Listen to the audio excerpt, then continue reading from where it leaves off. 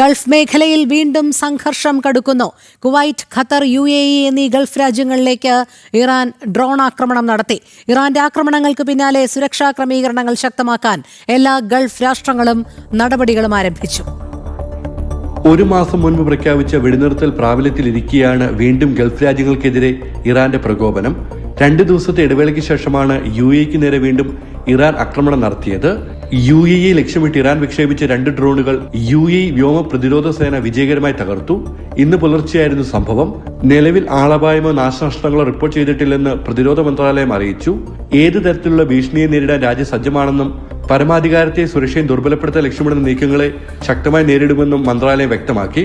മന്ത്രാലയത്തിന്റെ കണക്കുകൾ പ്രകാരം ഇറാൻ നടത്തിയ ആക്രമണ പരമ്പരകളിൽ ഇതുവരെ 551 ബാലിസ്റ്റിക് മിസൈലുകളും 29 ക്രൂസ് മിസൈലുകളും 2265 ഡ്രോണുകളുമാണ് UAE പ്രതിരോധ സംവിധാനങ്ങൾ നേരിട്ടത്. കുവൈറ്റിലേക്ക് ഇന്ന് നിരവധി തവണ ഡ്രോൺ ആക്രമണ ശ്രമങ്ങൾ ഉണ്ടായി. ഡ്രോണുകളെ പ്രതിരോധ സേന ആകാശത്ത് വെച്ച് തന്നെ തടഞ്ഞതായി പ്രതിരോധ മന്ത്രാലയം അറിയിച്ചു. ഖത്തറിൽ ചരക്ക് കപ്പലിന് നേരെയും ഇറാന്റെ ആക്രമണമുണ്ടായി. ഡ്രോൺ ആക്രമണത്തിൽ കപ്പലിന് തീപിടിച്ചെന്നും ആളപായമില്ലെന്നും പ്രതിരോധ മന്ത്രാലയം വ്യക്തമാക്കി. അബുദാബിയിൽ നിന്ന് ഖത്തറിലെ തുറമുഖത്തിലേക്ക് വരികയായിരുന്ന കപ്പലിന് നേരെയാണ് ആക്രമണമുണ്ടായത്. ജനം, ദുബായ്.